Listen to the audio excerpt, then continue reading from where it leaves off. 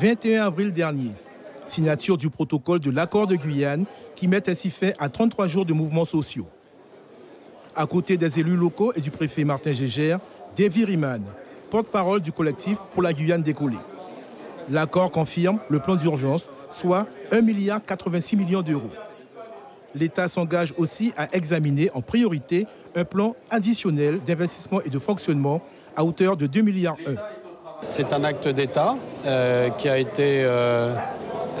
inclut un certain nombre d'engagements qui ont été précisés dans un conseil des ministres et qui ont fait l'objet d'un compte rendu du conseil des ministres. Et c'est un acte d'État qui sera publié au journal officiel de la République française. Donc ce qui est publié est ensuite quelque chose qui sera porté à la connaissance, bien entendu, du prochain gouvernement. Entre-temps, à la tête de l'État, Emmanuel Macron succède à François Hollande. En juillet, les élus locaux et représentants du collectif Dimitri Gouard se rendent au ministère de l'Outre-mer. Un premier point d'étape qui ne satisfait pas tout le monde.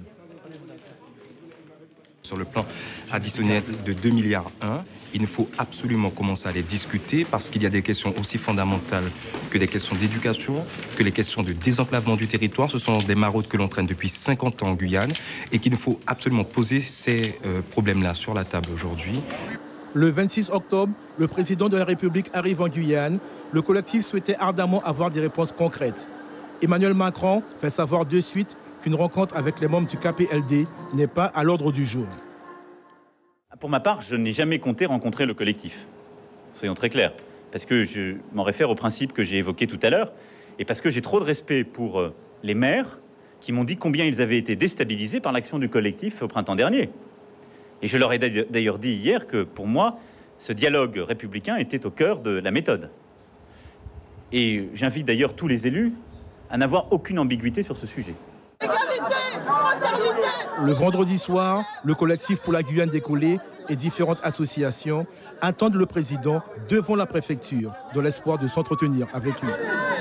Une délégation des manifestants sera reçue demain matin à 7h15. La réponse du président, c'est un mépris total pour nous, concitoyens de la Guyane, qui sommes français, je le rappelle au passage, à titre d'information. On a compris le message de l'État, on a compris. Si ça ne marche pas avec la République, ça marchera sans. Après cette annonce de refus, de nombreux incidents sont à déplorer dans le chef-lieu.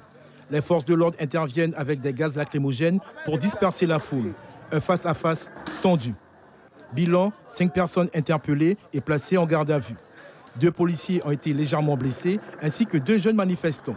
2 voitures et des poubelles ont été également incendiées. Le jour de son départ, lors du bain de foule, le président de la République accepte de dialoguer avec Jocelyn Achille dans la rue. Il est le vice-président des Grands Frères. Cependant, il ne fait pas partie du collectif pour la Guyane décollée. Donc moi, je suis d'accord avec vous. Je comprends la colère. Mais il faut faire collectivement attention si vous êtes un grand frère. Moi, c'est ce que j'ai dit. Les gens en cagoule, c'est pas une bonne chose.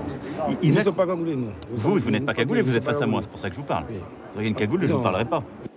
Le collectif pour la Guyane décollée est décidé plus que jamais à faire entendre sa voix afin que l'accord signé le 21 avril soit respecté jusqu'au bout.